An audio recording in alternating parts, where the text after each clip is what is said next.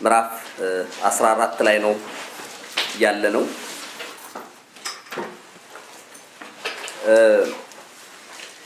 ጌታ እንግዲህ ለዛ ሰው ያ የፈሪሳውያን አለቃ ስለሆነው ሰው ድግሱ ላይ ከሄደ በኋላ ሁለተኛ የተናገረውን ነበር ያየነው። በምሳ ወይም በራት ባደረክ ጊዜ ችግረኞችን ጥራ፣ ነገ የሚከፍሉት የላቸውም ብሏል። አለዛ ዋጋው በምድር ያለቀ በጎ ስራ አትስራ ብሎታል ብለናል። አንዳንድ በጎ ስራዎች ልክ እንደማንኛውም በሰማይ ላይ ዋጋ ሊያሰጠው የሚችለው አይነት ስራ እኩል ተሰርቶ ግን የተሰራበት የልብ ዝንባሌ አንደኛውን ይዞ ያስቀርበታል፣ አንደኛው ግን እንዲሻገር ያደርገዋል። የሚገርም እኩል ሰርተው ምናልባትም እንዲያውም ያኛው የበለጠም ሰርቶ በምድር ሊቀርበት ይችላል። ይሄንን ስንነጋገር ነበረ። ሞቲቭ የሚል የልብ ዝንባሌ የምናደርግበት አንድ ነገር የምንሰራበት የልብ ዝንባሌ ወሳኝ እንደሆነ እንዴት አደረከው ወይም ደግሞ ለምን አደረከው ማን ነው እንዴት አደረከው ወይም ምን አደረክ ሳይሆን ለምን አደረክ ነው ሞቲቭ ማለት ብለናል። አንዳንዴ የሆነ ነገር ሰው በጣም ትልቅ ነገር ሊያደርግ ይችላል።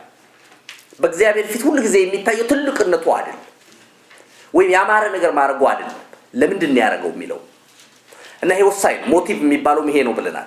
ለምንድን ነው የተደረገው የሚለው እና ይሄም ጌታ የነገረን ይሄ ነው እንጂ በጎ ነገር ለማንም ማድረግ ሁሉ ጊዜ ጥሩ ነው።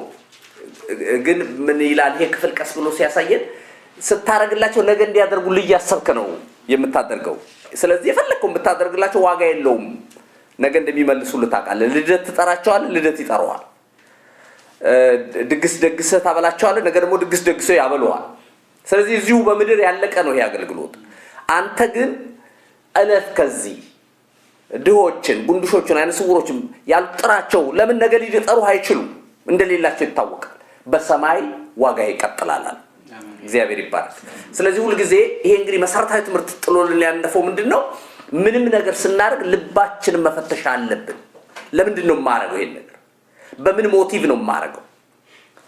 አየህ አንዳንዴ አናቀው ልክ ነገሩን ስናደርገው ግን ለሌላ ሰው ቢሆን እናደርገዋለን ወይ? ለትንሹም ለትልቁም ለመካከለኛውም ለቅርባችንም ለሩቁም ሰው ማድረግ እንችላለን ወይ? ያለን አይ ትክክለኛ ሞቲቭ ሲሆን ይሄ ነው የሚሆነው እና እግዚአብሔር ይርዳን። ወደ ዛሬው ስንመጣ ቁጥር 25 ላይ ብዙም ሕዝብ ከእርሱ ጋር ይሄዱ ነበር፣ ዞርም ብሎ እንዲህ አላቸው ይላል። ቁጥር 25 ምዕራፍ 14 ማለት ነው እንግዲህ ሉቃስ። የገረመኝ በጌታ አገልግሎት ምንም እንኳን ጠንካራ ንግግር ቢናገር፣ ምንም እንኳን ለስጋ የማይመች ንግግር ቢናገር፣ ወንጌሉ እንደው በጣም ደስ ያሰኛል ተብሎ ለስጋ የሚመች ባይሆንም ግን ብዙ ሰው ይከተላል። አሜን። ገባችሁ አይደል? የሚያምቆ ነው ጌታ የሚናገረው ነገር አለ። በጣም ምናምን የሚያስብል አይደለም፣ ደስ የሚል አይደለም። እስካሁን ስናየው ለስጋ የሚመች አይደለም፣ ግን በጣም ብዙ ሰው ተከትሎታል። ይሄም የሚያሳየው ምንድነው? እውነተኛው ወንጌል በመስበክ ሰዎች ይቀሩብናል ብሎ ማሰብ ተገቢ አይደለም። ደግሞ ቢቀሩ እውነተኛው ወንጌል ተነግሮ ቢቀሩ ነው የሚሻለው። ተግባባን? ቢያንስ የቀረው ሰው እዚህ ጋር የቀረው ሰው ከእውነት ጋር እየሄደ ነው ማለት ነው። አለዛ ግን ለሰዎች በጎሊና ተብሎ ወይም ለስለስ አድርገ ነው ብንናገረው ሁሉንም አጠፋ ነው ማለት ነው። ከኔ ጋር ናችሁ አይደል? እንደዛ እንዳይሆን በመሰረቱ ወንጌል ወንፊት ነው፣ ያጠራል፣ ሁሉንም አያሰናም። እንኳንም ይሄ አይደለም ዛሬ እንኳን በቤተ ክርስቲያን የምንኖር ሰዎች የምናገለግል የምናመልክ በትክክል የምንወጣ የምንገባ ወደ እግዚአብሔር መንግስት ስንቶቻችን እንደምንገባ እንኳን አይታወቅም አይደል? በእግዚአብሔር ቋንቋ ወዳለም ምን ነው እዚህ ተሰብስበን ልታስቀረን ነው ወይ አይነት መስላችሁ? ምን ልንፈልጌ ነው?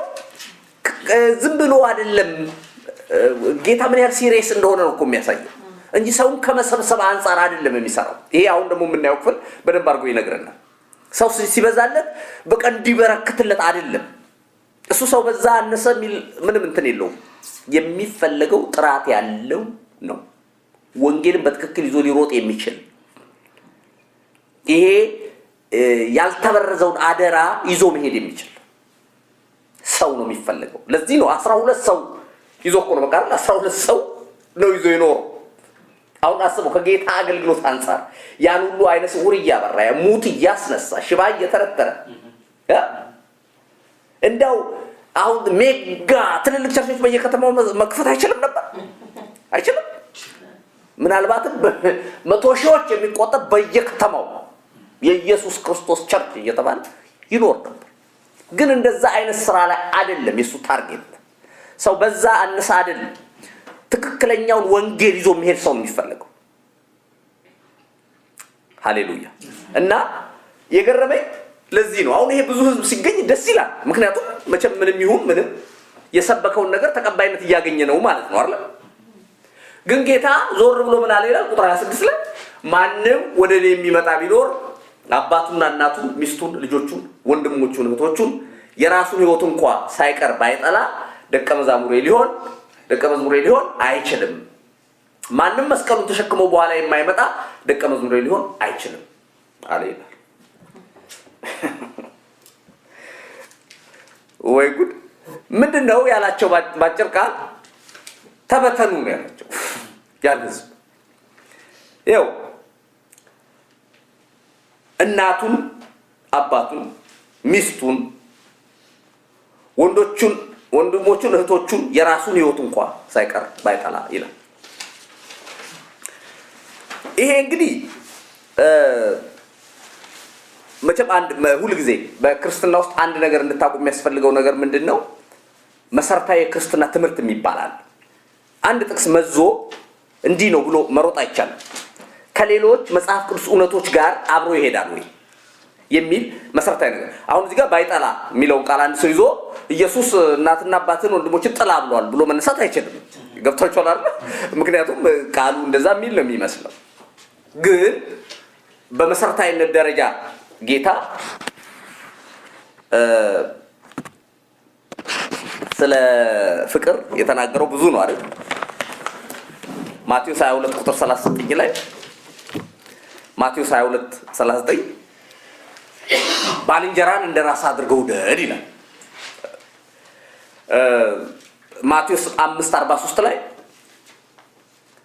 የሚወዷችሁን ብቻ ብትወዱ ምን ብልጫ ታደርጋላችሁ? ቀራጮችስ አሕዛብስ ይሄን ያደርጉ የለምን?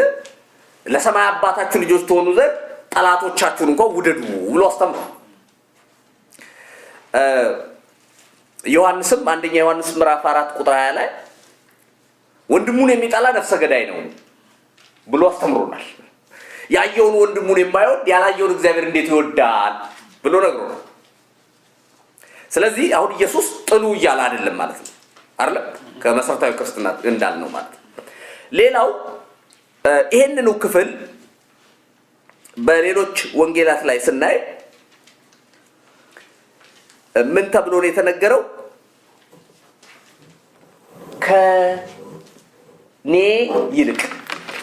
ከኔ ይልቅ እንደዛ ነው። ማቴዎስ 10:37 ላይ ምን የሚለው? ከእኔ ይልቅ እናቱን ወይም አባቱን ወይም ወንድሙን ወይም ልጆቹን የሚወድ የራሱን የሚወድ እንኳን ቢሆን ከኔ ይልቅ የሚወድ ለኔ ሊሆን አይገባም። ይሄ ነው ማለት ነው። ይሄም ክፍል እያለ ያለው ገባችሁ? እና እንትኑን ነው ንጽጽሩን ነው ለማሳየት የበለጠ እኔን መውደድ አለባችሁ የሚል እንጂ ጥላቻ የሚል አይደለም። ያው ግልጽ ነው። እንዳው ለማብራራት ያክል ነው። እና ኢየሱስን ብዙ ሰው ተከትሏል። የተከተሉበት ለምን እንደተከተሉ ግልጽ አይደለም። ሁሉም በአንድ ሞቲቭ ነው የተከተለው ወይም በአንድ ሐሳብ ነው ማለት አይቻልም። አንዳንዱ ፈውስ ፍለጋ ይሆናል የተከተለው። አንዳንዱ ከሌሎች ወንጌሎችም ላይ እንደምናየው ኢየሱስ ምግብ እያበዛ ያበላ ነበር። በቃ ያንንም ምግብ ለመብላት የሚከተሉ ይኖራሉ። አንዳንዶቹ ደግሞ ከፖለቲካ ዓላማም ነው ይላል አንዳንድ ጽሑፍ ሳለ። ምክንያቱም ኢየሱስ የእስራኤልን መንግስት ይመልሳል ወይም የእስራኤል ንጉስ ይሆናል ብለው ስላሰቡ እንዳው በዛ መንግስት ውስጥ የሆነ ቦታ ለማግኘትም አይነት የሚከተሉ ሰዎች ሊኖሩ እንደሚችሉ ነው። ሌሎች ደግሞ ከሚያዩት ተአምራት ኢየሱስ ተአምራት ሲሰራ እያዩ የጓጉ ለማየት የሚከተሉ ይሆናሉ። ግን ሁሉ በአንድ መንፈስ አይደለም። ዛሬም በቤተክርስቲያን ሁሉ በትክክል ገብቶት ኢየሱስ ክርስቶስ የሚፈልገው የህይወት የልቡ ሸክም ገብቶት የሚከተል ህዝብ ሁሉም ነው ማለት አይቻልም። ሰዎች ከራሳቸው ሁኔታ አንፃር የሚከተሉበት ጊዜ አለ። ግን የሚያጠራ አንድ ወንጌል ይሄ ጌታ አሁን የተናገረው። አሁን ብዙ ጊዜ ወንጌል ሲሰበክ እኛም ስንሰብክ ሌሎችም ሲሰብኩን የኖር ነው። እኛም ስንመሰክር ስለ ወንጌል ስንናገር ጌታ የተናገረው ወንጌል አይደለም ብዙ ጊዜ የምንናገር። አይገርማችሁ? እስቲ ቀስ ብላችሁ እስቲ ናና መስቀል ተሸክመ ጌታን ተከተል ትላላችሁ አንልም አይደል? ምንለው ምንድነው? እና ይገርምሃል ሰላም ታገኛለህ፣ የጌታ ሰላም አለ አይደል? ምን አይደል እንዴ? በረከትም ይባርካል እሱ ስትከተል። ህይወት ምሪት ይኖረዋል፣ ቅጥር አለ፣ ጠላት እንደፈለገ መጥቶ አይነካህም አይደል? ምንለው ጌታን ስትከተል በቃ በረከት በበረከት ነው፣ ደስታ በደስታ፣ ሰላም ነው፣ እረፍት ነው ምናምን ብለን ነው ምንጠራቸው። ጌታ እንደዛ ብሎ አልጠራም። አይገርምም? ምንድን ነው ያላቸው? ማንም ሊከተለኝ የሚወድ ቢኖር ፈቃደኛ ከሆናችሁ፣ እንደዚህ መንጋጋት አይደለም፣ አጣርታችሁ ተከተሉ። ምንድነው የምናጣራው ሲባል ከኔ ይልቅ እናቴን ከኔ ይልቅ አባቴን ማለት አይቻልም። እኔን ከተከተል ከኔ ይልቅ ልጆቼን እሱንም ተው፣ እንዲያው ከኔ ይልቅ ራሴን ማለትም አትችልም። ዋጋ ክፈል፣ መስቀል ተሸክመህ ተከተለኝ አለ ይላል። ይሄ መስቀል ተሸክመህ ተከተለኝ የሚለው ከዚህ ዘመን ይልቅ ይላል አንድ ጽሑፍ ሳለ፣ በዛ ዘመን ለነበሩ ሰዎች ግልጽ ነው፣ በጣም ይገባቸዋል። መስቀል ተሸክመህ ተከተለኝ ማለት አሁን አንዳንድ ሰዎች ትንሽም ራስ ምታት ያለበት ምን ሲባል እንግዲህ መስቀሌ ይሆናል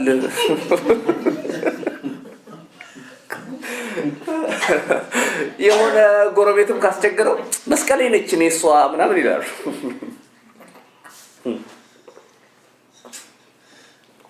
አይ እሱ መስቀል አይደለም። ይኸውልህ በዚህ ዘመን ለነበሩ ሰዎች ዳይሬክት ሚኒንጉ ግልጽ ነው። እንደኛ እንደዚህ ወደ ግራ ወደ ቀኝ አያረጉትም። መስቀል የተሸከመ ስትከተለኝ ትሞታለህ የሚል ገባል። መስቀል መገደያ ነው። ሌላ ምን ታሪክ አለው? አለ እንዴ? እኔን ስትከተል እኔን ሰቅለውኛል፣ አንተን ሊሰቅሉ ይችላሉ፣ ይሄን ቆርጠህ አምነህበት ግባ የተባለው ወንጌል ነው። አይገርምም? እና በዛ ዘመን ይኸውልህ ስትከተል እውነትም ያ ነገር ስለሚደርስብህ ዋጋን ተምነህ ነው የምትገባው። ዝም ብለህ ነከሌ ስለሄዱ አትሄድም። መዝሙር ስለሚያምር አትሄድም። አላመንክበትም አትሄድም። ከገባህበት ህይወትን ሊያሳጣህ እንደሚችል ማወቅ አለብህ። እውነታው ነው። ደስ አይልም፣ ግን እውነቱ ነው።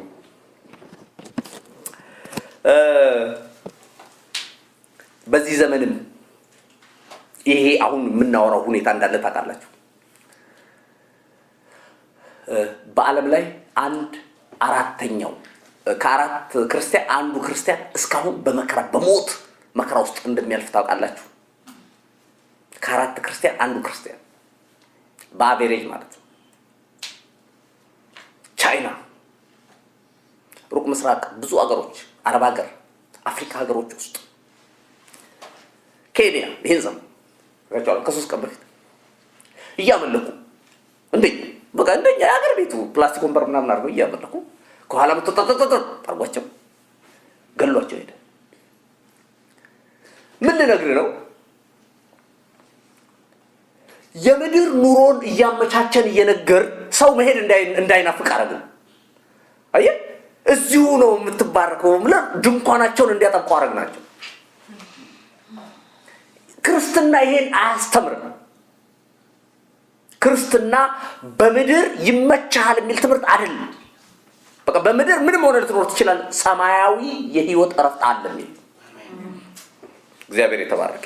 የወንጌሉ እውነት ይሄ ነው። ጌታ ያስተማረው መስቀል ተሸክመ ተከተለኝ እና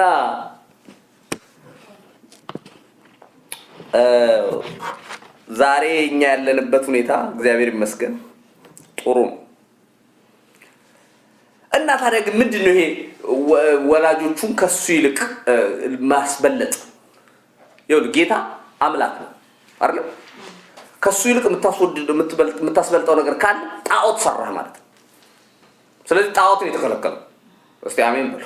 ገባህ? የሆነ ልጄን የምትል ከሆነ ሚስቴን ብለን ቅርብ የምታጣ ከሆነ ምንድነው ማለት ነው? ጣዖት ቤትህ አስቀመጥክ ማለት ነው። ሰው መሆኑ ቀርቶ ሌሎችም እኮ አማልክት በቃ መመለካቸው አይደለ ችግር የፈጠረው እንጂ በራሳቸው እኮ ምንም ማለት ክልክል ነው። ከጌታ ይልቅ ምንም ነገር እንድናስበልጥ አልተጠራንም።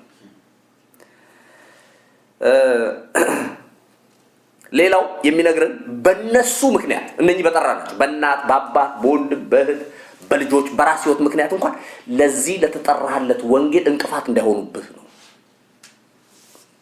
ህይወቱ የሚያስከፍለው ዋጋ ስላለ በእነሱ ምክንያት አንዳንድ ሰው ብዙ ነገር ዋጋ መክፈል የማይፈልገው ከነኛ አሁን ከጠራናቸው ከፋሚሊ የተነሳ። እኔ ማቃቸው ልጆች ነበሩ አገር ቤት በጣም ቀበጦች፣ ከሰው የሚጣሉ የሚደባደቡ ዓለማውያን ማለት እና አንድ ልጅ ሲወልዱ ስክን ይላሉ። ገባል? መኪና እንኳን ዱሮ እንደፈለጉ የሚነዱ አሁን በጥንቃቄ ነው ምነሱ መሞት አልፈልግም ይላሉ። አሁን ያ ልጅ ማሳደግ ያስባሉ። ህይወትን የሚቀይርባቸው የራሱ አሁን ይሄ በራሱ መጥፎ ነው ማለት አይደለም፣ ግን ከክርስቶስ ምንም ነገር እንዲበልጥ አልተጠራም። ለወንጌል እንቅፋት እንዳይሆን አሁን ለእግዚአብሔር ነገር መውጣት ፈልጎ ሰው ልጆቼና ሚስቴ እንዴት አደርጋለሁ ብሎ ሊያስብ ይችላል። ምን ይሆናል? በእግዚአብሔር ላይ እንኳን እምነት እንዳይኖር ሲጎትት ይታያል። ሰዎች እንዲክዱ እንኳን ይሄ ነው የሚጠቀሙት። ፊልም ላይ ምናምን አላያችሁ? ድሮ ፊልም ስና በጣም ሰውየው አስቸጋሪ ከሆነ በቃ ብዙ ጣጣ እየፈጠረባቸው ካስቸገሩ ሚስቱን ይዙና አንገቷ ላይ ጩቤ ይዛሉ፣ ወሽጉጥ ይዙባት አይደል? ቁጭ አድርግ ይሉታል። ምንም ነገር ቢይዝ ቁጭ አድርግ ወይ ልጁ ላይ ወሽጉጥ ይደቅኑበታል። ምን ማለት ነው? ከነበረው ዓላማ እሷን ወይም ልጁን ከሚገሉበት በቃ እኔ ብትፈልጉ ግደሉኝ ብሎ ነው መሳሪያውን የሚጥለው ማለት ነው። ዛሬም ግን በሌላው በወንጌል ማቅጣጫ እንደዚህ ሊያስጥል ይችላል። የጠላት እነሱን የሆነ ነገር አደርጋለሁ በሚል አንተ ከምትሄድበት ዓላማና ግብ እንድትቀር ሊያደርጉ ይችላሉ። ጴጥሮስ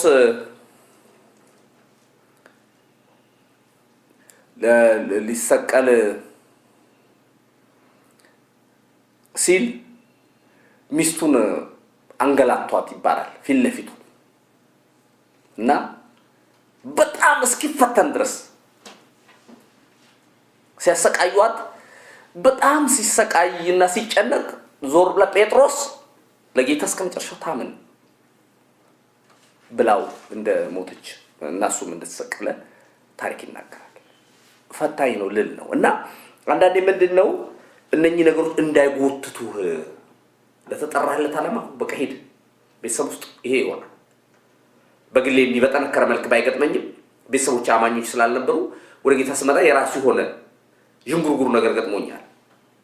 ከባድ እንደውም የኔ ፋሚሊ ይሻላል እንጂ ሌሎች ፋሚሊዎች ልጃችን አይደለም ብለው ከቤት አስወጥተዋቸዋል። ብዙ ጓደኞቻችን ልጃገረድ ሴት ውጪ ተብላ ወደ ምትሄጂ ወደ ፈለግሽበት ሂጂ ብለው አባረው አይቻለሁ። አብሬያቸው ብዙዎቹ ያገለገልኳቸው ልጆች ወጡ ተብለው በጣም ጥሩ ኑሮ ያላቸው ወጡ ተብለው ምንም አያውቁም ልጆቹ ወዴት እንደሚሄዱ ወጥተው ቤተክርስቲያን በ20 ብር በ30 ብር ትንሽዬ ቤት ነገር ተከራይቶላቸው ፍራሽ አንዱ ሰጥቷቸው ምናምን እዛ ያስጨክናል። እና ከዓላማ እንዳትመለስ የሚል ነው። እሺ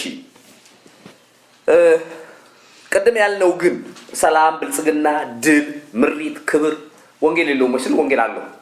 ግን አንዱ ገጽታ ነው፣ አንዱ ሳይድ ነው። እውነተኛው ወንጌል ግን ጌታ የጠራበት ወንጌል ግን ይሄ አሁን የምናወራው ነው። እሺ ሐዋርያት ሥራ ምዕራፍ 14 ቁጥር 21 ላይ በተለይ ምዕራፍ 14 ስታነቡ የጳውሎስ ታሪክ ነው ልስጥራን በምትባል ከተማ እግሩ የሰለለ ሰው ወይም እግሩ ሽባ የሆነ ሰው ከእናቱ ማህፀን ጀምሮ ከተወለደ ጀምሮ ሄዶ አያውቅም። ይሄ ሰው ልስጥራን በምትባለው ከተማ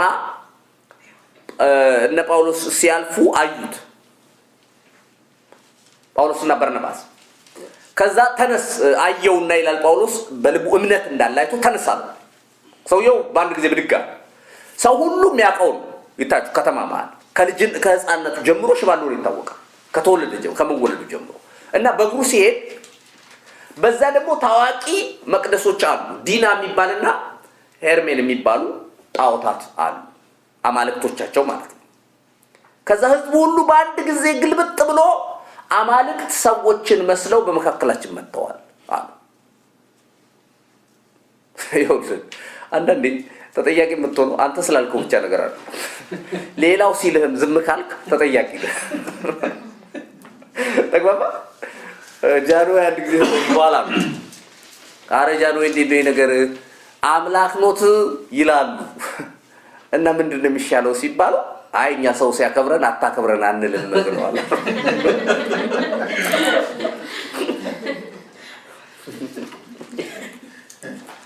ወንድም የክብርና ሌላ ነገር መለየት መቻል አለ። ይሄ ክብር አይደለም። አምላክ ነህ ካሉ ዝም ብለህ በቃ ጌታ ከበረኝ ማለት የለብህ። እንደ አምላክ ሆነ ብሎ ክብር የለም። ቀጥታ የዙፋኑ ጋር አስቀመጡ ማለት እኮ። እና ምንድነው ያለው ይሄንን ክፍል ስታጠኑ አማልክት ናችሁ ወይም አምላክ ሰው ሆኖ መጥቷል ያሏቸው እና ዋና በጣም የሚወዷትን አማልክት ምን አሉት? ይሄ አሉት ጳውሎስ በመናገር ዋና ስለነበረ አንተ ዲና ሄርሜን አሉት፣ ዋናውን አምላካቸው። ሁለተኛውን ደግሞ ዲና ነህ አሉት በርናባስ። እና የአበባ ጉንጉንና ሊሰውላቸው ከብት ይዘው መጡ። አይ ለአምላኮቻቸው የሚያረጉትን ሊያረጉላቸው ማለት። ከዛ ጳውሎስ ልብሱ ቀዶ በመካከላቸው ሮጠ ይላል። አረ ወንድሞች እኛ እንደናንተ ሰዎች ነን፣ ተው ይሄንን አታድርጉ ብሎ ከለከላቸውና አስቆሟቸው ይላል። እንደሱ ነው የሚደረገው።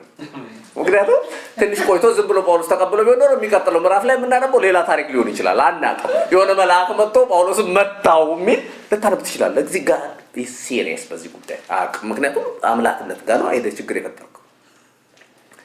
ከዛ አስቆሟቸው ይላል። ይሄ አይደለም የገረመኝ። እዛው ምዕራፍ ላይ ከጥቂት ቁጥሮች በኋላ ቁጥር 21 ላይ ስትመጡ ይሄንን ከ17 18 አካባቢ ነው የምታገኙት። 21 ላይ ስትመጡ ከተለያዩ ከተሞች ሌሎች ሰዎች መጡና እነ ጳውሎስን ህዝብ አስተባብረው አስወገሯቸው ይላል። በድንጋይ ተወገሩ ይላል። ወይ የዓለም ክብር አልኩኝ። እንዴ በአንድ ጊዜ አምላክ ተብሎ በማግስቱ በድንጋይ መወገራል። አይገርም? ስለ ጌታም ታሪክ ስታጠኑ እኮ እንደዛ ነው። ሆሳዕና ብለው በጌታ ስም የሚመጣ የተባረከ ነው ብለው ልብሱን አነጠፉ ይላል። ዘንባባ ዝንጣፊ አነጠፉ። ልብሳቸውን እያወለቁ አህያዋ ትርገጠው እንኳን አንተ ብለው በማግስቱ ስቀለው እንኳን ሰው እንዲህ ነው። ስለዚህ የትኛውም ሰው ሲያከብራችሁ ዘላችሁ ወር ላይ ጉብ አትበሉ። ሲያዋርዳችሁ ፈጥናችሁ ክስክስ አትበሉ። አሜን። እንትናችሁ በስፒዳችሁን ጠብቃችሁ ሂዱ። ገባህ? የበምትሄድበት ኮንስታንት ስፒድ ሂድ። የሚያዋርደን ሲመጣ ዝም ብለህ አትውደቅ። ምን ብድግም ሲያደርጉት ብለህ ብድግ አትበል። ስታብላይዘር የሚባል መሳሪያ አለ አይደል? የኤሌክትሪክ መቆጣጠሪያ እንዴ! ስታብላይዘር ጥሩ ኤሌክትሮኒክስ ዕቃ ስትገዛ ስታብላይዘር አብረህ መግዛት አለብህ። ለምን መሰለህ? በተለይ ሀገር ቤት አታቆም። አንዳንድ የኤሌክትሪኩ ሃይ የሆነና በርን እንዳያደርገው እቃህን እንዳያቃጥል ስታብላይዘር ታደርጋለህ። ስታብላይዘር ስራው ምንድን ነው? ኤሌክትሪክ በኃይል ቢመጣም ተቆጣጥሮ በልክ ነው ይልክልህ። አንሶ ቢመጣም ተቆጣጥሮ በልክ ነው ይልክልህ። ስለዚህ አሁን ስታብላይዘር ግጠሙ ማለት ነው። እግዚአብሔር ይባላል። ለእያንዳንዳችሁ ዝም ብለህ ኃይል ሲመጣም አትነዳ፣ ሲያንስም አትቅር። እግዚአብሔር በሰጠን ስፒድ መሄድ እንድንችል ጌታ ያርዳል። እና ወገሯቸው እና የሞተ መስሏቸው ጳውሎስን ጥለውት ሄዱ። የሞተ መስሏቸው ይላል። ከዛ ከከተማ አውጥተው ጎትተው ጣሉት። የገረመኝ ደስ ያለኝ ግን ወንድሞች ግን ከበውት ያውጣል። ወድቋል፣ ፌንት ሰርቷል፣ ተጎትቶ ነው የወጣ ከተማ እንደዚህ እንግዲህ ያስቡት እየጎተቶ አውጥቶ ነው የጣሉት። ልክ ከዛ ከኮማ ውስጥ ሲነቃ አስቡት ብንን ብሎ ሲያይ ወንድሞች ከበውታል እያዩት ነው። ከዛ አራገፈ። አሁን ቀጥታ ሕክምና ተደርጎለት ወደ ሆስፒታል ሄደ ያለበታል። ጳውሎስ ወደ ወንጌል ሊሰብክ ሄደ ይላል። የገረመኝ ነገር ልንገራችሁ። በብዙ መከራ ወደ እግዚአብሔር መንግስት ልንገባ ያስፈልጋል ብሎ ወንድሞችን በብርቱ ያጸናቸው ነበር ይላል። አሁን ምን ነገር ይሄ ወንጌል ስትይዝ ጫሩኝ ገላመጡኝ እያልክ ማልቀስ አይደለም። በድንጋይ ብትወገር እንኳን ተነስተ በብዙ መከራ ወደ እግዚአብሔር መንግስት እንገባ ዘንድ ያስፈልጋል ብለህ ቀጥል ነው የሚባለው። መከራ እኛ እኮ አልደረሰብንም። እንኳን ጌታ ቢሰማ አይደለም እነ ጳውሎስ ቢሰሙ እኮ እኛ መከራ የምንለውን ነገር በቃ በጣም ሊያዙ ሁሉ እንደሚችሉ ወቁ። አሁን እኛ መከራ ምናምን የምንለው እንዴ በጣም ነውር ነው። በነገራችን ላይ አንዳንዴ መከራ የምንለው ነገር ያው ኖርዝ አሜሪካ እየኖር አው ይባላል። እዚህ እኮ ስለምሰማ ነው የኔ ልዩ ነው ምናምን ወይ ልዩ መከራ እኛ እኮ አላየንም። እንዲሁ መከራ የሚለው ቃሉን ነው የምናውቀው። እሺ ፊልጵስዩስ ምዕራፍ 1 ቁጥር 28 ጀምሮ ጳውሎስ ሲጽፍልን ፊልጵስዩስ ምዕራፍ 1 ከቁጥር 28 29 ምን አለ? በአንድም ነገር እንኳን በተቃዋሚዎች አትደንግጡ። ይህ ለነሱ የጥፋት ለእናንተ ግን የመዳን ምልክት ነው። ይህም ከእግዚአብሔር ነው። እስቲ በሉት ይሄን ቃል። ይህም ከእግዚአብሔር ነው። ስለ ክርስቶስ ተሰጥቷቸዋል። ስለ እርሱ መከራ ደግሞ ልትቀበሉ እንጂ ልታምኑ ብቻ አይደለም። መከራ ማብረር ልትቀበል ነው የተጠራው ይላል። የወንጌል እውነት አማኝ እስከሆንክ ድረስ አማኝ መሆን ከፈለግሽ ያለ መከራ ወይ ምንም ነገር እንዲነካኝ አልፈልግም ማለት አይቻልም። በቃ ይሄ የተያያዘ አብሮ ያለ ይሄ እንኳን አይደለም። ይሄ ከአንድ ሰንት ሚሉት አላላ አምፖል ያኛው መብራት ይሄ ፍሎረሰንት እንኳን በጥናት ከዛ በኋላ ሙቀት እንዳይኖረው ተደርጎ ብዙ እንዳይኖረው ተደርጎ ነው የተሰራው ይባላል። ያ ከአንድ ሰንቱን ግን ሲሰሩት ብርሃኑ ተፈልጎ ነው የተሰራው። ግን ሙቀት የሚባል ነገር አብሮ መጥቷል። ሙቀቱ ተፈልጓል ሲሰራ ማለት ግን ምንም ማድረግ ስላልተቻለ ሙቀቱን ብርሃኑን ማብራት ተቀበል ነው የምትባለው።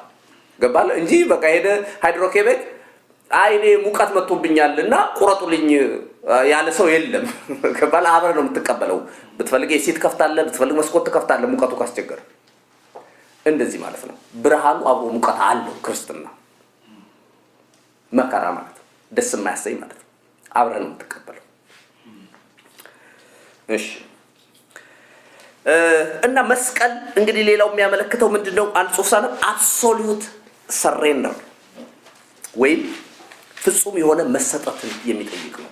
የራሱን ህይወት እንኳን ይላል ምንም ነገር ዋጋ ለመክፈል ዝግጁ የሆነ ማለት ነው።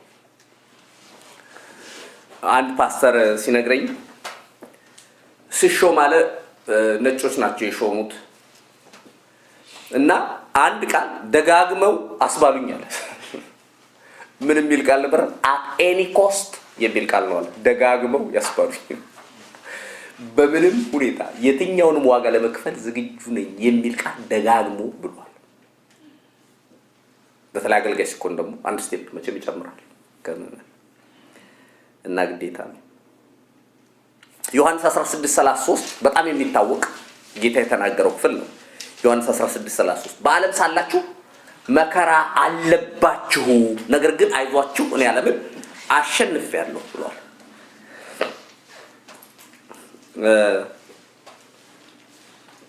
ማቴዎስ ምዕራፍ 5 ቁጥር 11 ሲነቅፏችሁ ሲያሳድዷችሁ በእኔ ምክንያት ክፉን ሁሉ በሐሰት ሲናገሩባችሁ ደስ ይበላችሁ በሰማያት ዋጋችሁ ትልቅ ነው ይላል። ማቴዎስ 5:11 እና 12 ሲነቅፏችሁ ሲያሳድዷችሁ በእኔ ምክንያት ክፉን ሁሉ ይሄ በቃ ክርስትና ጋር የተጣበቀ ነገር ነው። እንዲህ የሚል ቃል አንብባችኋል።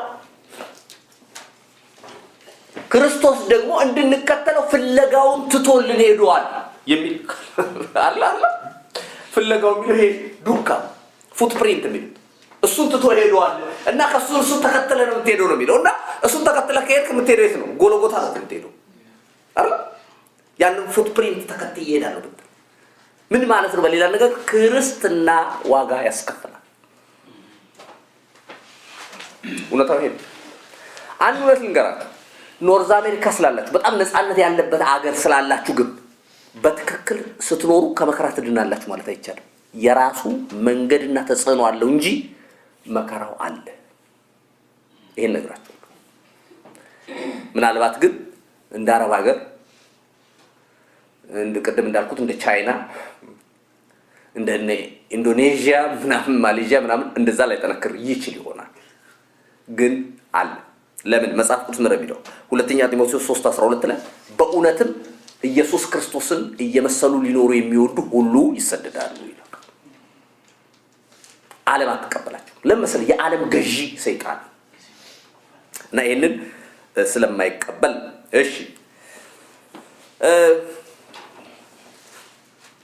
ጴጥሮስም አንደኛ ጴጥሮስ ምዕራፍ 1 ቁጥር 7 ላይ አንደኛ ጴጥሮስ ምዕራፍ 1 ቁጥር 7 በእሳት ምንም ቢፈተን ከሚጠፋው ወርቅ ይልቅ አብልጦ የሚከብር የተፈተነ እምነታችሁ ኢየሱስ ክርስቶስ ሲገለጥ ለምስጋናና ለክብር ለውዳሴም ይገኝ ዘንድ አሁን ቢያስፈልግ ለጥቂት ጊዜ በልዩ ልዩ ፈተናዎች አዝናችኋል ይላል። ይሄንን ትንሽ ለማብራራት ለሞከር በእሳት ምንም ቢፈተን ከሚጠፋው ወርቅ ይልቅ የተፈተነ እምነታችሁ ይላል። ይሄንን መከራውን ከምን ጋር አመሳስሎታል? ከእሳት ጋር አመሳስሎታል። ይሄ ብዙ ጊዜ መጽሐፍ ቅዱስ እንግዲህ ያው ታውቃላችሁ ኢሳይያስ ላይም የሚለው ነገር አለ። በውሃ ውስጥ ባለፍክ ጊዜ በእሳት ውስጥ ባለፍክ ጊዜ ይላል። እሳት ብዙ ጊዜ ስለ መከራን የሚወክል ሆኖ ተጽፏል በመጽሐፍ ቅዱሳችን በብዙ ቦታዎች እና እዚህ ክፍል ላይ ግን ምን አነጻጽረው ወርቅ በእሳት ሲፈተን አማኝ በመከራ ይፈተናል። ወርቅ እንደወጣ ወርቅ አይደለም የሚመስለው ወይም ወርቅ አይደለም የሚታየው ከአፈር ውስጥ እንደወጣ የሆነ ጥቁር ነገር ሊሆን ይችላል። ከዛ በኋላ በእሳት ውስጥ ያልፋል። በእሳት ውስጥ ባለፈ ቁጥር ነው ኳሊቲው እየጨመረ የሚሄደው። ከዛ በኋላ በብዙ ነገር አልፎ እኮ ነው ዛሬ ጣት ቀለበት ያንገት ሐብል ምናምን የምንለው ከመሬት ተነስቶ በአንድ ጊዜ ወርቅ የሆነ እንዳይመስላችሁ። በእሳት አልፎ ነው። ሰውም እንዲህ ነው። በመከራዎች ውስጥ ማለፉ ለክብር ነው፣ ለውበት ነው፣ ለተሻለ ነገር ነው እንጂ ሊያጠፋው አይደለም።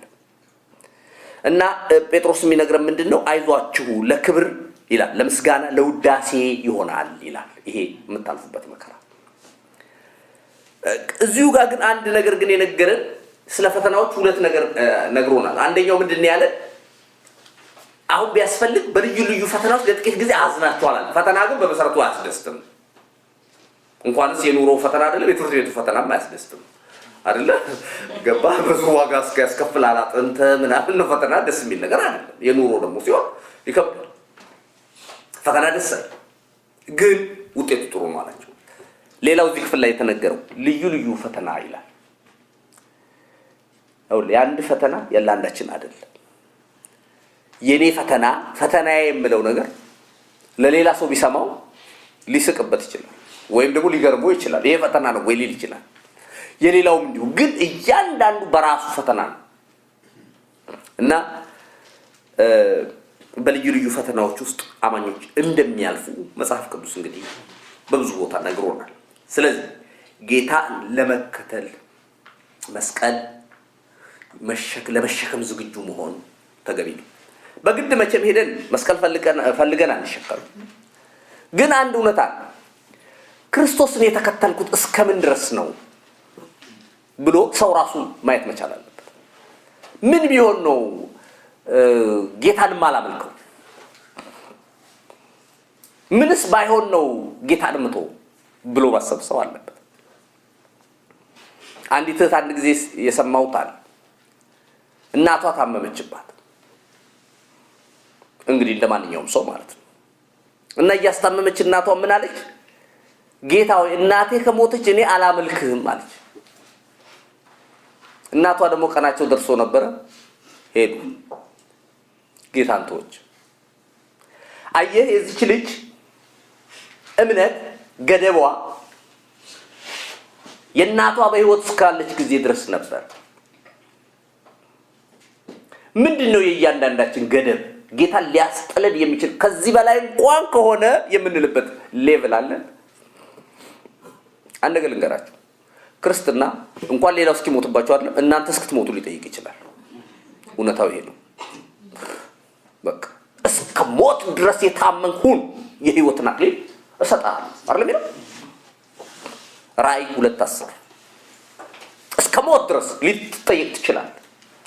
ዋጋ እዚህ አይደለም። አሁን እኛ እየተሳሳተን ያለነው ሁሉ ዋጋ ዙ ተከፍሎ እንድንጨርስ ነው የምንፈልገው። አይቻልም። ክርስትና ይሄ አይደለም። እውነታው የሚሻገር ከሌላው ድልድዩን የሚሻገር ህይወት አለ። እሱ ነው ጌታም ያስተማረው። ለዚህ ምን ነው ነገር አለ እንዴ? በምድር ከሆነ የአማኝ የተሻለ ኑሮ ከሆነ ተስፋው ጳውሎስ እኮ ተናግሯል። የዘላለም ህይወት የሚባል ነገር ከሌለ አለ በምድር ከኛ ይልቅ ምስኪን ማን አለ? ምክንያቱም እዚህ እየተወገረ በተለይ እዛ ሁለተኛ ቆሮንቶስ ምዕራፍ 12 መጨረሻው ላይ የሚናገረው ነገር አለ። እንዴት አይነት መከራ ውስጥ እንዳለፈ 3 ጊዜ በበትር ተመታው። መርከቤ በባህር መካከል ተሰበረች። በበረሃ ፍርሃት ነበረብኝ። በወንድሞች በኩል ፍርሃት ነበረብኝ። በሐሰተኞች ወንድሞች በኩል አይደል? አይሁድ አንድ ሲጎድል 5 ጊዜ 40 ጅራፍ ገረፉኝ። በድንጋይ ተወገርኩ። በረሃብ በጥብ በርዛት ብዙ ጊዜ ያለ ምግብ ኖር ብሎ ይሄ ሰው የኖሮ ኢማጂን እንደዚህ ዋጋ ሲከፍል ኖሮ ሞቶ ህይወት ካበቃ ከዚህ ሰው በላይ ምስኪን ማን ነው? ስለዚህ የምድር ኑሮ ዋናው አይደለማ። ይሄንን ሁሉ ወንጌል የጻፈልን ሰውዬ በመከራ አልፎ ገባ። ይሄ ታርጌቱ ከሆነ የምድር ኑሮ በቃ ማበልጸግ ከሆነ እግዚአብሔር ታርጌት ይሄ ሰውዬ he missed the point ማለት ነው። ግን አይደለም ዘላለም የሚባል ህይወት አለ። ሃሌሉያ። ከክርስቶስ ጋር ተሰቅያለሁ፣ አሁን እኔ ሕያው ሆኛለሁ፣ ክርስቶስ ግን በእኔ ይኖራል። ከእንግዲህ በስጋ የምኖርበት ኑሮ በወደደኝና ስለኔ ራሱን አሳልፎ በሰጠው በእግዚአብሔር ልጅ ላይ ባለ እምነት የምኖረው ብሎ ነው የሚኖረው። በምድር ላይ ምንም ይሆናል። ስለዚህ ጳውሎስ ይሁን መጥምቁ ዮሐንስን አስብ። ስለ ወንጌል ጀግና ሆኖ ተናግሮ በወህኒ ቤት አንገቱን ተቆርጦ ነው የሞተው። ከዚህ ሰውዬ በላይ የከሰራል አይደለም። ዘላለም ሊባል ይወስናል። እግዚአብሔር ይባል። ስለዚህ ምድር ላይ እግዚአብሔር ሊባርከን ይችላል። እሰይ ለወንጌል ስራ ነው። ሌሎችን እንጠይቅበታለን፣ የደከሙትን እንደግፍበታለን። ዘላለም አብረን ነው እንደማንሄድ እናውቃለን። አንዳንድ በጣም ቢሊየነርስ የሚባሉ ሰዎች በወርቅ ሳጥን ቢቀበሩ ምን ያደርጋል? አጥንት ከመሆን አይመለሱም። አፈር ይበላቸዋል። እንደው በሳጥን ውስጥ ብታረጉት አንድ ነገር ልንገራችሁ። ሰው ስለ ሰው ካላወቃችሁ ምናልባት አንዳንዶቻችሁ ታውቃላችሁ። ያው አገልጋይ በተለይ ስትሆኑ እንግዲህ አስክሬንም ሬሳም የማየት እድል ይገጥማችኋል አይደል? በተለያየ ሁኔታ እና ይሄ እንደዚህ እንደ ድሮር የሚከፈትና የሚዘጋ ታውቃላችሁ? መቃብር አታውቃላችሁ? እንደዚህ ተጎትቶ ሬሳው ውስጥ ይደረጋል። እስቲ ከወራት በኋላ 6 ወር ወይም ከተወሰነ ጊዜ በኋላ ኑ እናዩት። የሚገርም ይሄ ስጋው አፈር ሆኖ ታገኘዋል። አፈር ነው። አፈር እኮ አልነካውም ሰውየው፣ ሳጥን ውስጥ ነው ያለው። ግን አፈር ሆኖ አጥንቱ ብቻ ነው የምታገኘው። እና ፀጉሩ ቁጭ ብሎ ምናምን ሌላው ነገር ቁጭ ብሎ አፈር ግን ታገኛለህ። ግን እዛ ውስጥ እኮ መግባት የለበትም። አፈር ውስጥ ራሱ አፈር ነው። ታውቃለህ? ስለዚህ አፈር ስትንከባከብ ግራ አትጋባ። ዘላለማዊ ህይወት አለ። እግዚአብሔር ይባረክ። እውነታው ይሄ ነው። እንግዲህ ደስ አይልም፣ ግን እውነቱ ነው። ምንም ማድረግ አይቻልም። እግዚአብሔር ይባረክ። እና እኔም እኮ አሁን ደስ የሚለኝ ሃሌሉያ ያበለጸጋችኋል ምናምን ብልና አሜን ተባብለን ብንሄድ ነበር። ግን ጌታ የተናገረውን እንነጋገር አይሻልም? አዎ መስቀል የሚባል ነገር አለ እና ትንሽ የዚህ ጋር ሰርታችሁ አንጠልጥላችሁ ሂዱ ማለት ግን አይደለም። ያው ይገባችኋል። መስቀል ስትባሉ እዛኛው ቤታችን እንደዛ ስለሚደረግ ኤኒዌይስ፣ ለማንኛውም ክርስትና ዋጋ ያስከፍላል የሚል ነው አጭር መልእክት። ከዚህ ውስጥ አውጣ ካላችሁ ክርስትና ዋጋ ያስከፍላል። ክርስቶስን ስትቀበል የክርስቶስን መንገድ ትሄዳለህ የሚል ነው ትምህርት። ይህንን ፌስ ለማድረግ አማኝ ዝግጁ መሆን አለበት። እግዚአብሔር ይርዳን። እንጸልያለን።